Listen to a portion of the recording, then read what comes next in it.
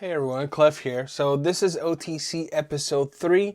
OTC is a series that just goes for a raw, unfiltered, unaltered, first hands-on on a device. Let's dive in. This arrived in this nice little silver bubble wrap, and this is what was in the bubble wrap. It reminds me of Animal Crossing. I really like the pouch. GameForce Ace. Now I got this on pre-order. Inside is nothing else, so there was no cable, no nothing, just the device. So let's have a quick look first at the buttons. These are clearly membrane. Once you push them down, they really fall flat to the shelf, so that's kind of nice. It feels really good. They're very easy to push, not a lot of resistance. The sticks are pretty much Joy-Con sticks, as you'd expect. The select and start protrudes a little bit. If you hold your device like really tight, you might get some accidental push from, you know, this part of your hand. I'd say the right analog is kind of in the way. Yeah. So it's not one of those that you can pop out. And we have the D-pad. Just like the face buttons, they fall flat onto the device.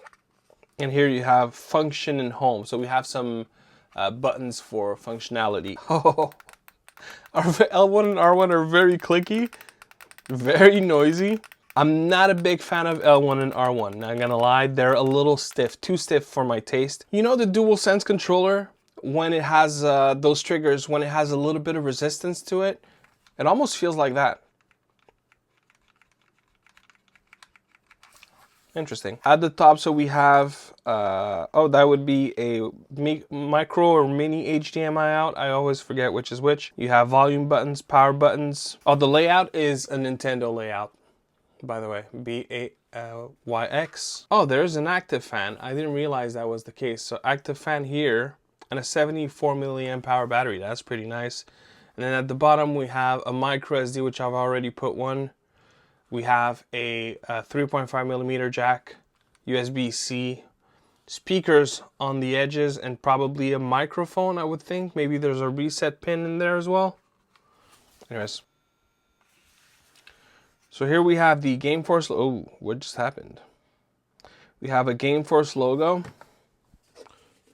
Timmy break. This is a very bright and colorful panel. This is 1080p. It looks really nice, but here's the interesting thing about it. What you're seeing right now is minimum brightness. And believe me, this is quite bright, to be honest. I was a little surprised by that. Definitely not the kind of device that you will want to play next to your spouse that is sleeping.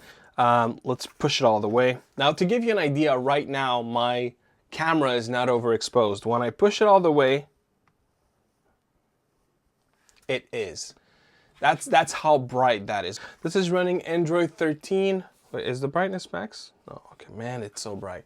It is so bright, Lord. So it is running Android 13. Nothing has been added to the device yet. I haven't downloaded anything to the Play Store. I even did not have to do an introduction to Android. You know how usually you put your password, login information and stuff? I did none of that. It just arrived as is. What you're seeing is exactly what I got from the first power boot, minus two things: adding my Wi-Fi and adding an SD card. Let's see what we have here. So we have an FOTA. That would probably be to do an update if there is. Doesn't seem to be the case. Oh, there's haptic. I don't know if you guys will hear it. There's a little bit of vibration. I wasn't sure if that device was going to have any, but seems that there is. Mic check 1 2 1 2. Mic check 1 2. Mic check 1 2 1 2. Mic check 1 2.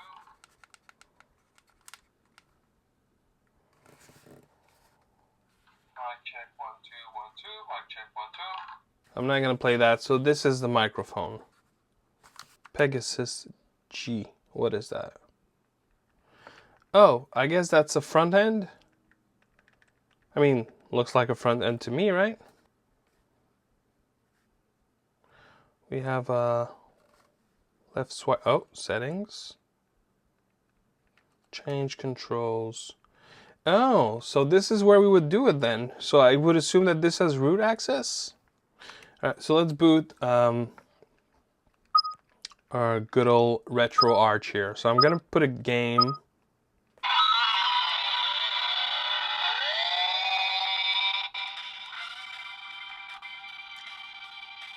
That was loud. Oh, that was loud.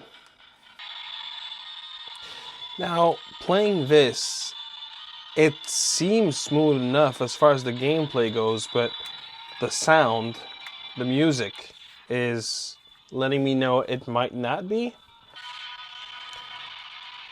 Right, so I wasn't sure, but here it's telling me that the FPS is 5290. Now, I don't think it is the game struggling to run. I think it's actually the panel. I just removed VSync and now the game doesn't have that audio choppiness that it had a second ago. That's interesting. So it would seem that the panel doesn't run 60 frames per second. That keeps happening the moment I exit RetroArch. You know what? I just realized Google Play Store is not on this device. I hadn't realized that before. Now, of course, there's a lot of videos on YouTube covering how to do that, but just be aware, if you're getting that device, that's the expectation that you should have, at least based off of that first hands-on. Or actually, let me try to scale F0 to see how that feels. See the estimated screen refresh rate? It's not giving me 60.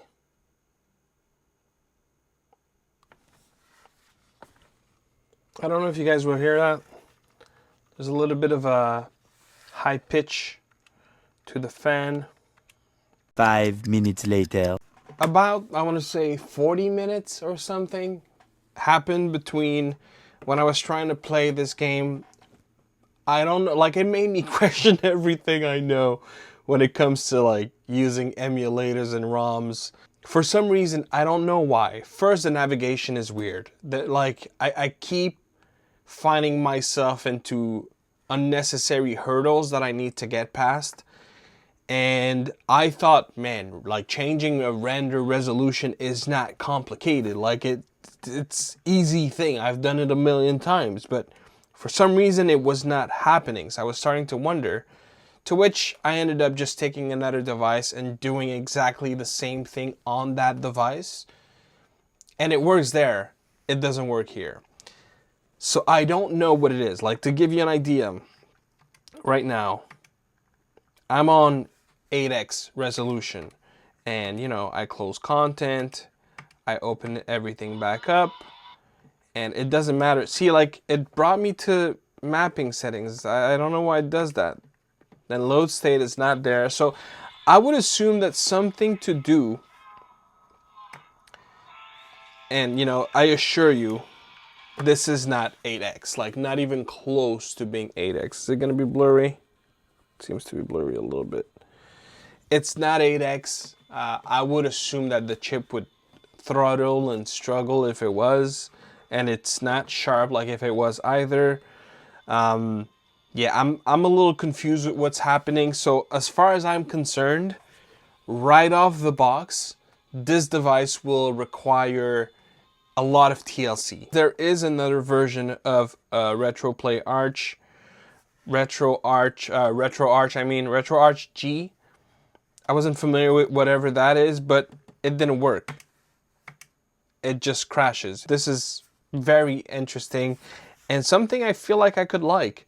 The chip, the Rk3588s, that's an interesting chip as well to have. Now, it's not the first device that I've opened and that automatically, you know, you don't have to enter an email or anything. That's not the first time we see something like that.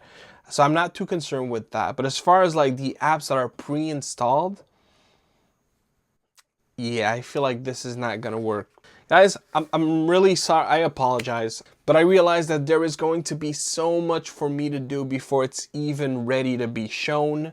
I'll just go straight into the review. If you're interested in buying this device now that it got out of the pre-order, I would strongly recommend that you wait for reviews. there's a lot more people skilled when it comes to retro and emulators. You know, I'm thinking retro handheld, I'm thinking retro breeze, retro game core. You know, there's a lot of people that will cover this device, and for sure they'll do a much better job at the initial booth than me.